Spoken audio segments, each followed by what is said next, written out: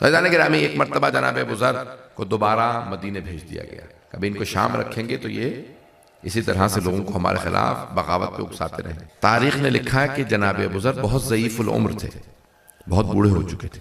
جب انہیں واپس بھیجا گیا تو آپ نے دیکھا اونٹ، اس کی کھال، اس کے جو بال ہیں نا وہ سخت ہوتے ہیں، تو اماری نہیں رکھی گئی، بغیر اماری کے جناب ابو ذر کو سوار کرا دیا گیا اور ان کی پوری ٹانگیں زخمی ہو گئیں. جب وہ واپس اترے، مدینے آئے، کئی دن کا سفر تھا دمشق سے، تو ان کی ٹانگیں زخمی تھی، وہ کھڑے نہیں ہو پا رہے تھے. لیکن پہلے ہی دن جناب ابو ذر نے دیکھا کہ ناانصافی ہو رہی ہے تو فوراً ٹوکنا شروع کر دیا. یہ غلط ہے، پیغمبر اسلام کی روش نہیں تھی. سن رہے ہیں سب لوگ کہ یہ صحیح نہیں ہے، پیغمبر اسلام اس بات کو پسند نہیں کرتے تھے. تو اس نے کہا تم روکنے والے کون ہو؟ میں تو قاضی ہوں، تم مجھے روک رہے ہو، تم کون ہو؟ کہ میں صحابی رسول خدا ہوں. پیغمبر اسلام کی طریقہ کار نہیں تھی. قاضی نے کہا فوراً کو گرفتار کر لو، یہ مجھے ٹوک رہے ہیں، مجھے تو خلیفہ نے بنایا. گرفتار کیا، خلیفہ کے پاس لے گیا کہ بھئی یہ آپ کو سرزنش کر رہے ہیں اور مجھے کہہ رہے ہیں میں غلط کر رہا ہوں. کہ اے ابو ذر تم واپس آ گئے ہو؟ کہ واپس آیا نہیں ہوں، بھیج دیا گیا. جب پوچھا تو کہا بھئی اب کیا تمہارا مسئلہ کیا ہے؟ کہ نہیں، یہ میں دیکھ رہا تھا لوگوں کے طریقہ کار صحیح نہیں ہے، پیغمبر اسلام اس طرح سے لوگ فیصلے نہیں کرتے تھے رسول خدا. کیا ابو ذر اگر تم نے رہنا ہے تو ہمارے اصولوں کے مطابق رہو. کہ نہیں، میں نے رسول خدا سے سنا ہے کہ جب بنو امیہ، اے ابو ذر جب بنو امیہ میرے ممبر پہ آ جائیں تو پھر میرے دین کی فاتحہ پڑھ لینا.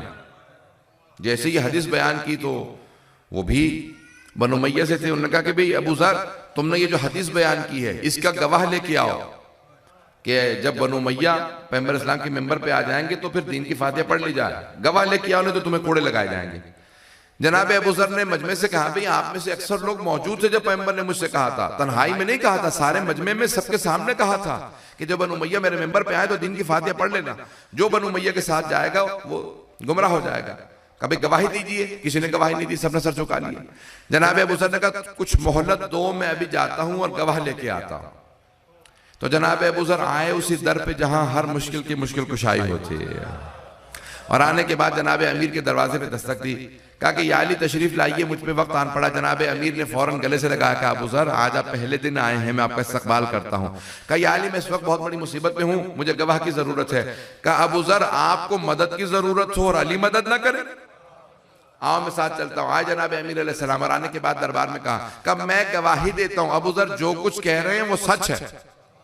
تو ایک مرتبہ حاکم نے کہا کہ یا علی آپ نے انصاف نہیں کیا، صرف ابو ذر کی بات کو سنا اور فیصلہ کر دیا، جبکہ پیغمبر فرماتے ہیں طرفین کی بات کو سننا چاہیے، دونوں طرف کی بات کو سننا چاہیے، پھر فیصلہ کرنا چاہیے. آپ نے صرف ابو ذر کی بات کو سنا اور فیصلہ کر دیا، میری بات تو سنی ہی نہیں. مولا نے کہا سنی میں نے، ابو ذر کی بھی نہیں ہے. کہ پھر فیصلہ کیسے کر دیا کہ ابو ذر صحیح اور ہم صحیح نہیں ہیں؟ کہ میں نے پیغمبر کی بات پہ فیصلہ کیا. کہ پیغمبر کی کون سی بات پہ؟ کہ پیغمبر اسلام نے فرمایا تھا نہ آسمان نے سایہ کیا نہ زمین نے اٹھایا اتنا سچا آدمی جتنا کہ ابو ذر، ہم اہل بیت کے بعد. کہ مجھے پیغمبر کی کہ مجھے پیغمبر کی وہ بات یہاں اچھی. پیغمبر نے کہا کہ ابو ذر غفاری اہل بیت کے بعد سب سے سچے آدمی ہیں، میں نے صادق نبی کی سچی بات کے اوپر فیصلہ کیا، ابو ذر جو کہہ رہا ہے وہ سچ ہے. حاکم نے کہا کہ بھئی آج تو ابو ذر تم گواہ لے آئے ہو، جا سکتے ہو، لیکن آئندہ وارننگ دے رہا ہوں. میں ایک حدیث کو پیش کروں گا، پھر جناب ابو ذر کے چند جملے مسائل کے پیش کروں گا. تو عزیزان گرامی، المؤمن مرآۃ المؤمن، حدیث کے الفاظ ہیں مومن مومن کا آئینہ ہوتا ہے. شیشہ جو ہوتا ہے نا اس میں انسان کو اپنا عکس نظر آتا ہے. اگر کبھی کوئی مومن آپ کے پاس آئے، اگر آپ اس میں کوئی غلطی دیکھیں، کبھی جھوٹ نہ بولیں، صاف صاف بتائیں آپ میں یہ غلطی پائی جاتی ہے. مومن مومن کا آئینہ. کبھی آپ کے اندر آپ کو کسی میں کوئی نقص نظر آئے، کوئی غلطی نظر آئے تو آپ اس کو فوراً اس کی تصحیح کیجئے، کبھی چھپائیے نہیں. عزیزان گرامی، جناب ابو ذر سب سے سچے صحابی تھے، حضرت ابو ذر غفاری. ایک مرتبہ مدینے میں کرفیو لگایا گیا اور کہا کسی کو ابو ذر سے ملنے کی اجازت نہیں ہے، انہیں شہر بدر کر دیا جائے. اب کہاں بھیجیں؟ شام بھیج چکے، واپس آ گئے، کہیں پہ بھی نکال دیتے ہیں. پھر جناب ابو ذر سچائی کی وجہ سے سختیاں برداشت کر رہے ہیں. دیکھیں سچ بول کے بہت بڑی بڑی زحمتیں اٹھانی پڑتی ہیں. کہ ان کو ربضہ بھیج دیا جائے. جناب ابو ذر ربضہ کے رہنے والے تھے. ربضہ ایک چھوٹی سی بستی جس میں پانی کی قلت تھی، پانی نہیں تھا. بس بھئی میں 5 سے 10 منٹ اور پیش کروں گا، پھر مسائل.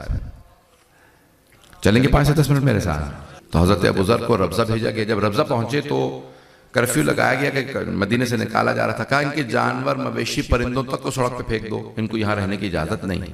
اور کسی کو جناب ابو ذر سے ملنے کی اجازت نہیں. جناب ابو ذر کے 2 بچے تھے, ایک بیٹا اور ایک بیٹی, زوجہ. ان کو سڑک پہ سب سامان نکال کے پھینک دیا گیا. کوئی ملنے نہیں آیا سوائے امیر المؤمنین کے. اس حالت میں بھی جناب امیر المؤمنین علیہ السلام ملنے کے لیے گئے. جب جناب ابو ذر کو گھر سے نکالا تو دیکھا کہ جناب ابو ذر دیکھتے ہیں سامنے سے حضرت علی آ رہے ہیں, ساتھ میں حسن و حسین علیہ السلام ہیں, اور حضرت عقیل اور حضرت عبداللہ بن جعفر تیار. یہ 5 لوگ ملنے کے لیے آئے. نہج البلاغہ میں خطبہ ہے. اس خطبے میں مولا فرماتے, یہ لکھا ہے کہ یہ وہ خطبہ ہے مولا نے ابو ذر سے وداعی کے موقع پہ خطبہ دیا. کیا جملے کہے؟ چند جملے سن لیجیے. مولا فرماتے ہیں اے ابو ذر, آپ نے جو کچھ کیا, جو کچھ آپ نے قیام کیا, وہ آپ نے حق اور سچ کی خاطر کیا. میں دوبارہ دیکھیں گے, غور فرمائیں گے. حق کی خاطر اور سچ کی خاطر. دیکھیں سچائی بہت بڑی قربانی مانگتی ہے. کہا ابو ذر آپ نے جو کچھ کیا سچ کی خاطر کیا, حق اور سچ کی خاطر. ابو ذر اللہ آپ کو اس کی جزا دے گا. ان قریب آپ پیغمبر کی بارگاہ میں پہنچ جائیں گے اور پیغمبر اسلام جنت میں آپ کو اپنے سے قریب مقام دیں گے. ان قریب آپ پیغمبر کی بارگاہ میں. جناب ابو ذر رونے لگے, بہت روئے. جناب امیر سے گلے مل کے بہت روئے. مولانا نے کہا ابو ذر صبر کیجئے, ان قریب آپ پیغمبر کی بارگاہ میں ہوں گے. جناب ابو ذر نے کہا یا علی مجھے افسوس اس بات کا نہیں ہے کہ مجھے مدینے سے نکال دیا گیا, افسوس اس بات کا ہے کہ میں اب آپ سے جدا ہو رہا ہوں. اب میں آپ کی زیارت نہیں کر پاؤں گا, میں آپ سے مل نہیں پاؤں گا. تو جناب امیر المومنین نے ان کو ودا کر دیا.